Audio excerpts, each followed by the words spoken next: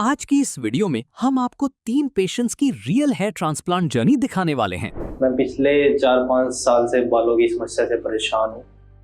तो मैंने कुछ चीज़ें ट्राई भी करी, जैसे डर्मा रोलर हो गया, मिनोक्सिडिल हो गया। उसके बाद मैंने डिसाइड किया कि हाँ मैं इसी जगह से करूँगा, क्योंकि मैंने यहाँ के रिजल्ट देखे हैं। तो वहाँ पे डॉक्टर थे जो उन्होंने मेरे को सब कुछ पहले मेरे डाउट्स क्लियर किए, और मुझे लग रहा है कि फ्यूचर में डेंसिटी बहुत ही अच्छी आएगी। मेरा नाम अमन है। मैं पिछले 4-5 साल से बालों की समस्या से परेशान हूँ। तो मैं आज हेयर ट्रांसप्लांट करवाने के लिए क्याविष्टी हरिद्वार में आया हूँ। तो जब मैं कंघी करता था तो मेरे बाल ऐसे कंघी में भी कुछ कुछ आने लग गए। सो के उठता था तो वैसे उस पे तकिए पे भी कुछ कुछ बाल दिखने लग गए थे। मेरा जेनेटिक हेयर लॉस है। तो मैंने कुछ चीज़ें ट्राई भी करी, जैसे डर्मा रोलर हो गया, मिनोक्सिडिल हो गया। उसके कुछ परसेंट रिजल्ट आए, पर वो मेरे को लगता है जेनेटिक में वो इतना इफेक्ट नहीं डालते हैं। तो फिर जब मैं बहुत ज़्यादा हेयर लॉस हो गया तो फिर मैंने डिसाइड किया हेयर ट्रांसप्लांट। लाइफस्टाइल पे ये इम्पैक्ट पड़ा कि एक तो कॉन्फिडेंस चला गया, क्योंकि बालों की वजह से ही बंदे का कॉन्फिडेंस होता है। लुक चली गई। कपड़े डालने के लिए भी सोचना पड़ता है, जैसे सूट नहीं डाल सकता इंसान, क्योंकि फिर कैप थोड़ी लगाएगा। फिर तो कॉन्फिडेंस पे बहुत असर हुआ, लाइफ पे बहुत असर हुआ। जब पहली बार मैंने हेयर ट्रांसप्लांट के बारे में सुना तो मेरे को थोड़ा अजीब लगा। फिर मैंने थोड़ा रिसर्च किया कि हेयर ट्रांसप्लांट असल में होता क्या है, कैसे होता है। और फिर मैंने आसपास के अपने जो क्लिनिक्स हैं वो देखे, और क्याविष्टी को मेरे को क्याविष्टी के बारे में पता लगा सोशल मीडिया के थ्रू। मैंने कोई रील देखी थी, उस पे मेरे को क्याविष्टी के किसी पर्सन का रिजल्ट दिखा, बिफोर आफ्टर का। तो फिर मैंने क्याविष्टी से कांटेक्ट किया, और कांटेक्ट करने के बाद मेरी उनसे बात हुई अच्छे से। उन्होंने मेरे को ग्राफ्स बताए, और मेरे सारे जितने भी डाउट्स थे, कोई डर था, जो भी था, सारे उन्होंने क्लियर करे। बहुत अच्छे से रिस्पॉन्स किया, बहुत अच्छे से कंसल्टेंट की। उसके बाद मैंने डिसाइड किया कि हाँ मैं इसी जगह से करूँगा, क्योंकि मैंने यहाँ के रिजल्ट देखे हैं। बेस्ट रिजल्ट मेरे को यहीं के लगे। बहुत ज़्यादा रिसर्च करने के बाद मेरे को ये बढ़िया लगा। तो मैंने कुछ फोटोज शेयर की क्याविष्टी क्लिनिक को, अपनी डोनर एरिया के भी और अपने फ्रंटल एरिया की भी। तो उन्होंने मेरे को अप्रोक्सीमेट कुछ 3500 से 3800 ग्राफ्ट्स बताए थे। तो जब मैंने घर में बताया कि मैं हेयर ट्रांसप्लांट करवा रहा हूँ, तो घर वालों ने भी सपोर्ट किया कि हाँ करवा लो, अच्छी लुक निकल के आएगी तो अच्छे दिखोगे।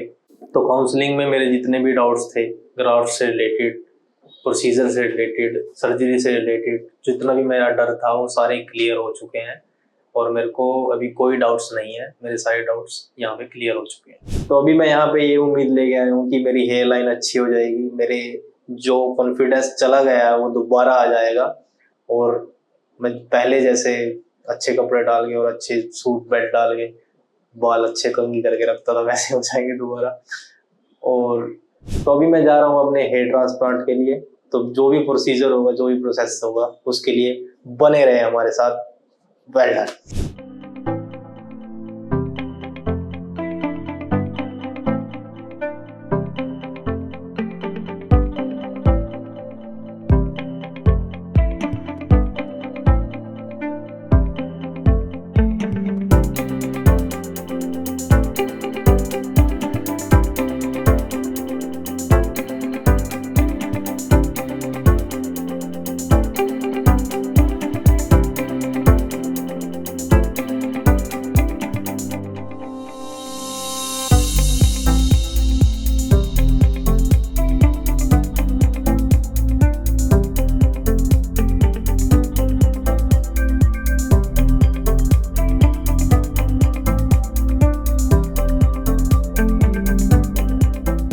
हेलो, मेरा नाम अमन है, और मेरी सर्जरी अभी थोड़ी देर पहले ही कंप्लीट हुई। मैं सुबह 8:30 बजे क्लिनिक में आया था, और करीब 9 बजे मेरा ट्रीटमेंट स्टार्ट हुआ हेयर ट्रांसप्लांट का। स्टार्टिंग में मुझे थोड़ा सा डर था सर्जरी का, कि पेन होगा, कैसे होगा, थोड़ी नर्वसनेस थी। तो वहाँ पे डॉक्टर थे जो उन्होंने मेरे को सब कुछ पहले मेरे डाउट्स क्लियर किए, और ड्यूरिंग सर्जरी मुझे थोड़ा सा पेन हुआ स्टार्टिंग में। उसके बाद मुझे कोई पेन नहीं हुआ, मुझे पता भी नहीं लगा कि सर्जरी कब कंप्लीट हो गई। और अभी आप देख सकते हो मेरी डेंसिटी, अभी जैसे मेरे टेम्पल्स और ये एरिया पूरा फिल कर दिया गया है, और मुझे लग रहा है कि फ्यूचर में डेंसिटी बहुत ही अच्छी आएगी। और मुझे कुछ मेडिकेशंस दी गई हैं कि ये इस टाइम लेनी है, खाने से पहले या खाने के बाद। कुछ एक स्प्रे है वो हर आधे घंटे में डालना है, और जो पीछे जो डोनर एरिया है उसके लिए भी एक मेडिसिन लगाने के लिए दी गई है, वो सुबह शाम वो लगानी है। तो अभी 4-5 महीने बाद जो भी मेरा रिजल्ट आएगा, तो जो भी मैं कुछ चीज़ें नहीं कर पा रहा था वो कॉन्फिडेंस दोबारा आएगा, वो चीज़ें मैं दोबारा करने के लिए तैयार हो जाऊंगा। और मेरा जो ट्रांसप्लांट हुआ है वो KOST क्लिनिक हरिद्वार से हुआ है, और यहाँ के रिजल्ट बहुत ही बेस्ट हैं। 98% सक्सेस है यहाँ के रिजल्ट की। तो अभी देखते हैं, मेरा भी अच्छी रिजल्ट आए उसी हिसाब से। तो मिलते हैं आपको फर्स्ट PRP में। Let's hope for the best. Thank you.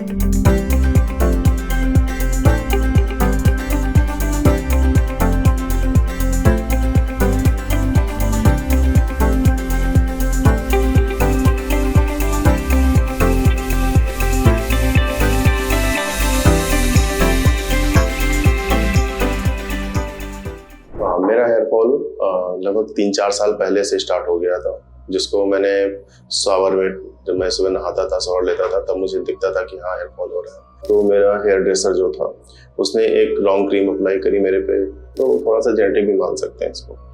तो जब हम लोग सेल्फी लेते थे तो मुझे अपने स्कैल्प को मुझे टिल्ट करना पड़ता था, ऐसे करके वैसे करके। बहुत अच्छे से करी गई, सारे डॉक्टर भी अच्छे थे। अगर मुझे कहीं पेन हो रहा था तो उनसे पूछ भी रहे थे थोड़ी थोड़ी देर में कि आपको कहीं पेन तो नहीं हो रहा है, कोई दिक्कत तो नहीं हो रही है। मेरा नाम विनय सोनी है, मेरी एज 32 ईयर्स है, और आज मेरी सेकंड PRP है। मेरा ट्रांसप्लांट मार्च 16 को हुआ था। मेरा हेयर फॉल लगभग 3-4 साल पहले से स्टार्ट हो गया था, जिसको मैंने शावर में, जब मैं सुबह नहाता था, शावर लेता था, तब मुझे दिखता था कि हाँ हेयर फॉल हो रहा है। कंघी वगैरह करने में मुझे आते थे बाल। तो मैंने फिर ऑनलाइन सर्च किया, कई डॉक्टर्स से मैंने बात की, उन्होंने ओरल और स्कैल्प अप्लाई करने के लिए मेडिसिन दी, बट उससे कोई फायदा नहीं हुआ, और हेयर थिनिंग भी ठीक हो गया, थिकनेस आ गई बालों में। बट जैसे मैंने 6 मंथ के लिए मैंने बीच में होल्ड किया, तो वापस से वैसे थिनिंग और हेयर फॉल होने लगे। फिर उसके बाद मैंने ऑनलाइन सर्च किया, काफ़ी मैंने रिसर्च करी, कई क्लिनिक्स में विजिट किया, बट मुझे सफिशिएंट नहीं हुआ, मुझे कहीं सेटिस्फाई नहीं हो पाया मैं। फिर उसके बाद मैं QST में मैंने यहाँ विजिट किया, यहाँ पर मुझे सारे सवाल के जवाब अच्छे से दे दिए गए। फिर उसके बाद हुआ क्या कि मैंने फिर यहीं पर सर्जरी करवा ली अपनी। जो मेरा ये हेयर फॉल स्टार्ट हुआ, तो वो उसका जो मेन कॉमन रीज़न रहा, तो मेरा हेयर ड्रेसर जो था उसने एक लॉन्ग क्रीम अप्लाई करी मेरे पे। उसके बाद से ये प्रॉब्लम मुझे फेस करनी पड़ी। सेकंड थिंग, मेरे नाना के साइड पे, मेरे जो नाना जी थे वो बॉल्डनेस थे उनके, तो थोड़ा सा जेनेटिक भी मान सकते हैं इसको। और इसके अलावा मैंने कभी कोई एक्स्ट्रा क्रीम वगैरह कोई अप्लाई नहीं करी है अपने हेयर पे, ना ही जेल, ना ही कुछ ऐसा कुछ अप्लाई नहीं किया। जब मैंने रिसर्च किया कि अगर मैं ट्रांसप्लांट के लिए जा रहा हूँ तो ट्रांसप्लांट के टाइम पे मुझे क्या क्या प्रिकॉशंस रखने पड़ेंगे और क्या क्या दिक्कतें मुझे फेस करनी पड़ सकती हैं, वो सारी चीज़ें मैंने रिसर्च करी। जिनके सवाल थे, तो जब मेरा ट्रीटमेंट हो रहा था उससे पहले मैंने कंसल्टेशन करी, उन्होंने सारे सवालों के जवाब मुझे अच्छे से दिए थे। और सबसे मेन चीज़ था कि सर्जरी के बाद मुझे क्या क्या प्रिकॉशंस रखने पड़ सकते हैं, जिससे मुझे कोई भी प्रॉब्लम ना फेस हो या कोई दिक्कत मुझे ना हो।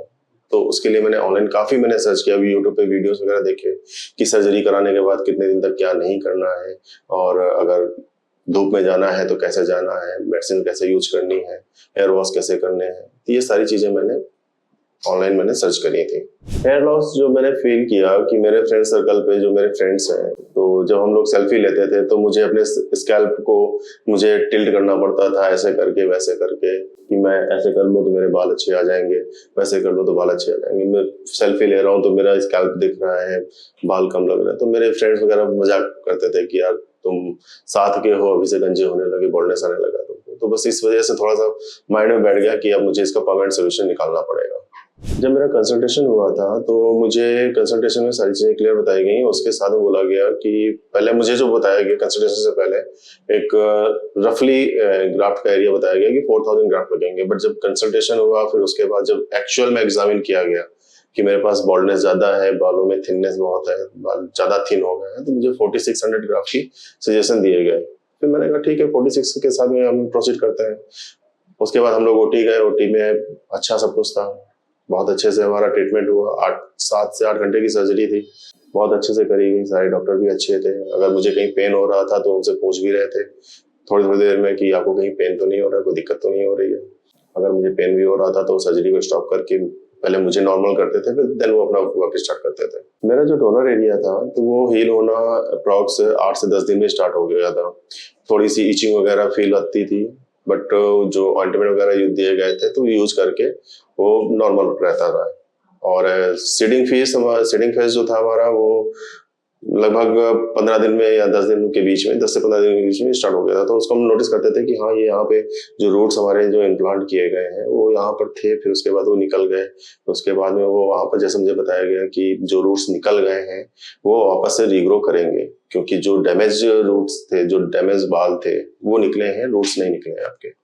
और सेकेंड चीज जो हीलिंग प्रोसेस था वो ठीक था, बट थोड़ा इचिंगनेस था, बस ठीक था। वो हीलिंग प्रोसेस में ये इचिंगनेस हो सकती है, ये हीलिंग का ही एक प्रोसीजर होता है। तो मैं उस चीज में सेटिस्फाइड था, मुझे कोई ज्यादा प्रॉब्लम हुई नहीं उसमें। फिलहाल मेरा सेटिंग फेज स्टार्ट हो गया है। मेरे सेटिंग फेज में भी प्रॉपरली चल रहा है। अभी मैं अपने रिजल्ट के लिए 4 से 5 महीने का वेट कर रहा हूँ, और तब तक के लिए मुझसे जुड़े रहिए। नेक्स्ट अपडेट के लिए नेक्स्ट वीडियो मिलते हैं।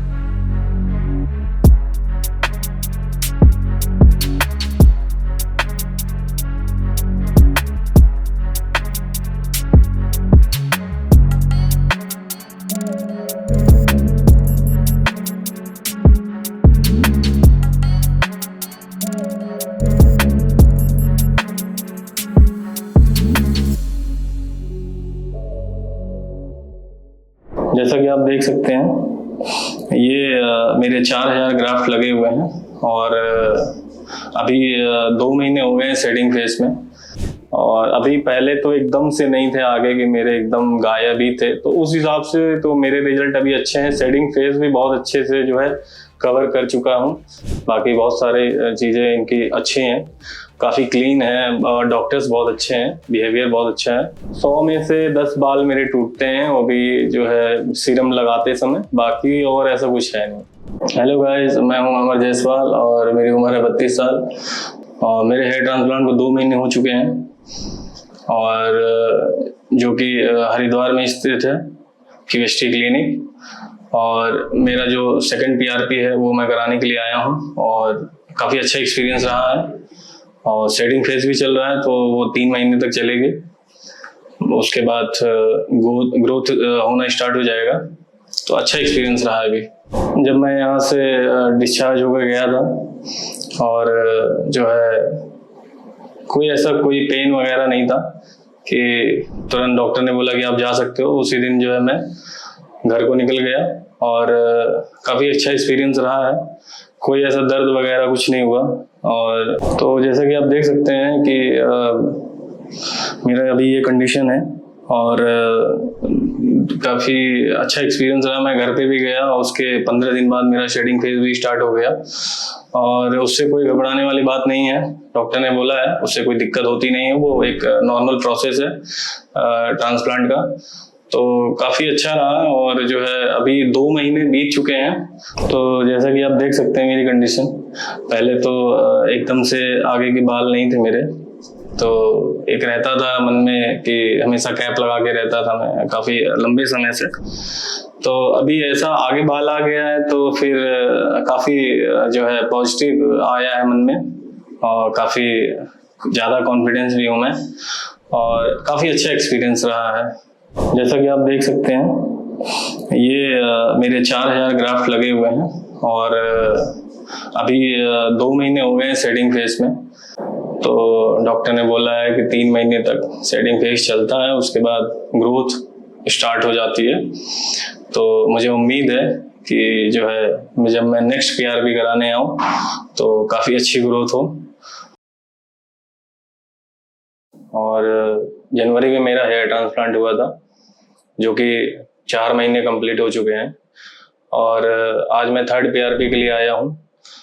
जैसा कि आप देख सकते हैं मेरी शेडिंग फेज जो है अब लगभग ख़त्म हो चुकी है। अब बताए हैं डॉक्टर कि जो है इसके बाद ग्रोथ स्टार्ट होगी, तो देखते हैं। फिलहाल जनवरी में हेयर ट्रांसप्लांट के लिए मैं आया हुआ था और फिर डॉक्टर से बात करके उन्होंने फॉर्म भी फिलअप करवाया, उससे कोई दिक्कत होती नहीं है। बाकी जो है डॉक्टर ने बोला कि 4000 ग्राफ्ट लगने हैं, तो ये सब तो क्लियर हो गया। और जो है फिर मुझे OT में ले जाया गया और वहाँ पे भी जो है लोकल एनेस्थीसिया देके बाकी जो है 12-13 घंटे तक चले ऑपरेशन और बीच बीच में रिफ्रेशमेंट और जो है मील वगैरह मिलता था और डॉक्टर्स भी आके पूछते रहते थे।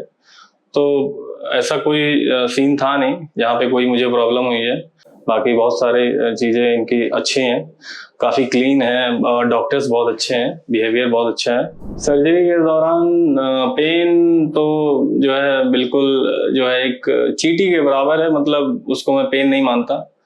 और ये तो एक यहाँ पे ऑपरेशन कराने पे ऐसा लोग कहते हैं कि जो है पेन वगैरह होता है, ऐसा कुछ नहीं है, पेन नहीं होता है।